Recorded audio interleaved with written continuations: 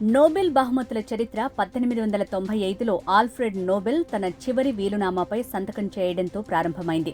ఇందులో భౌతిక శాస్త్రం, రసాయన శాస్త్రం, వైద్యం, సాహిత్యం, శాంతి రంగాలలో అత్యున్నత విజయాలకు బహుమతులు ఇవ్వాలని సూచించారు. మొదటి నోబెల్ బహుమతులు 1901లో అందించారు. 1969లో ఆర్థిక శాస్త్రాల కోసం ఒక అదనపు బహుమతిని స్థాపించారు. ఈ అవార్డులు ప్రతి సంవత్సరం ఆయా రంగాలలో అత్యుత్తమ సేవలందించి విజయాలు సాధించిన వారికి అందించడం ఆనవాయితీగా వస్తోంది. నోబెల్ బహుమతులు భౌతిక శాస్త్రంలో, రసాయన శాస్త్రంలో, సాహిత్యంలో, వైద్య శాస్త్రంలో కృషి చేసిన శాస్త్రవేత్తలకు, ప్రపంచ శాంతికి కృషి చేసిన మహానుభావులకు ప్రతి ఏటా బహూకరిస్తుంటారు. ఈ 5 బహుమతులు ప్రఖ్యాత స్వీడిష్ శాస్త్రవేత్త ఆల్ఫ్రెడ్ నోబెల్ 1895 నాటి వీలునామా ప్రకారం ఆయన మరణించిన 5 ఏళ్ల తర్వాత 1901లో ప్రారంభించారు.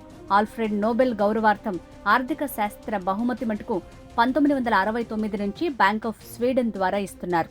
ఈ 6 బహుమతులు అత్యధిక పారితోషికంతో పాటు సదరు గ్రహీతల విశిష్టత, పేరు ప్రఖ్యాతలకు నిదర్శనం. ప్రతి సంవత్సరం ఒక్క శాంతి బహుమానం తప్ప మిగతా 5 బహుమతులు. నోబెల్ బహుమతి ప్రదానోత్సవం ప్రతి సంవత్సరం ఆల్ఫ్రెడ్ నోబెల్ వర్ధంతి డిసెంబర్ 10న జరుగుతుంది. నోబెల్ బహుమతి ఒక అత్యున్నత పురస్కారం, ఒక మహా స్వప్నం. భారతదేశంలో పుట్టినవారు గాని, ఈ దేశ పౌరసత్వం స్వీకరించిన వారు గాని, ఈ దేశ వారసత్వం ఉన్నవారు గాని నోబెల్ బహుమతి ప్రవేశపెట్టిన 110 సంవత్సరాలలో ఇప్పటి వరకు కేవలం 8 మందిని మాత్రమే నోబెల్ బహుమతి వరించింది. ప్రపంచవ్యాప్తంగా ఎందరో శాస్త్రవేత్తలు నోబెల్ బహుమతి కోసం 50 సంవత్సరాల పాటు ఎదురుచూశారంటే దాని గౌరవం ఏ పాటిదో తెలుసుకోవచ్చు. ఏ విధంగా చూసినా నోబెల్ బహుమతి వంటి విశిష్ట సత్కారం ఈ ప్రపంచంలో ఇంకొకటి లేదనటం అతిశయోక్తి కాదు. విజ్ఞానం అనంతం. కాలం, దేశం, జాతి వంటి అవధులు దానికి ఉండవు. అందుకే విజ్ఞాన ఖనులైన మహనీయులను మనం అన్ని విధాలుగా సత్కరించడం అవసరం. ఈ సత్కార్యాచరణ జరిపించాలనే సదుద్దేశంతో ఆల్ఫ్రెడ్ నోబెల్ తాను సంపాదించిన యావదాస్తితో వీటికి శ్రీకారం చుట్టారు. 1985లో ఆయన వీలునామా మేరకు 1900 సంవత్సరంలో నోబెల్ సంస్థలను స్థాపించి 1901 నుంచి నోబెల్ బహుమతి ప్రకటించి సత్కరిస్తున్నారు.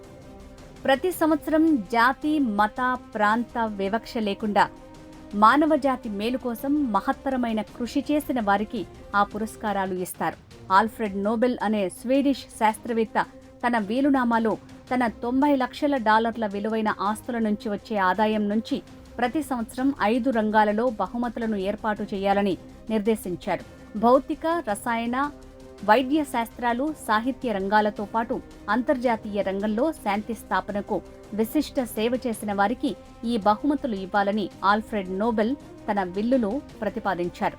బహుమతికి అర్హులైన వారిని ఎంపిక చేసుకోవటానికి విస్తృతమైన పరిశోధన చేస్తారు. అలాంటి మూల్యాంకన విధానమే ఇప్పటికీ నోబెల్ బహుమతి ఘనతకు, గౌరవానికి కారణం. నోబెల్ బహుమతికి అర్హులను ఎంపిక చేయటానికి కొందరు వ్యక్తులను ముందుగా ఎంపిక చేస్తారు. వారిలో ఒకరిని స్క్రూటినీ చేసి పురస్కార గ్రహీతగా ప్రకటిస్తారు. నోబెల్ బహుమతి ప్రకటించే సంస్థలు దాదాపు 6000 మంది వ్యక్తులను నామినేట్ చేయటానికి ఆహ్వానిస్తారు. ఎన్ని రకాల స్క్రూటినీలు చేసినా చివరికి నోబెల్ కమిటీదే తుది నిర్ణయం. నోబెల్ బహుమతి ప్రదానోత్సవం ప్రతి సంవత్సరం ఆల్ఫ్రెడ్ నోబెల్ వర్ధంతి సెప్టెంబర్ 10న జరుగుతుంది. ఈ బహుమతి ప్రదానోత్సవం స్టాక్ హోమ్లోని సమావేశ మందిరంలో జరుగుతుంది. స్వీడన్ రాజు చేత ప్రతి బహుమతి గ్రహీతకు ఒక యోగ్యతా పత్రం, బంగారు పతకం, బహుమతి ధనం, నిర్ధారక పత్రాలను బహూకరిస్తారు. నోబెల్ బహుమతికి ఇచ్చే ధనం చాలా ఎక్కువగానే ఉంటుంది. నోబెల్ తాను స్థాపించిన పరిశ్రమలపై వచ్చే ఆదాయాన్ని కొంత భాగం దీనికి మళ్లించినందువల్ల ఈ మొత్తం సంవత్సరం మారుతూ ఉంటుంది. దీని విలువ ప్రస్తుతం భారత కరెన్సీలో 300 కోట్ల రూపాయలు ఉండొచ్చని అంచనా.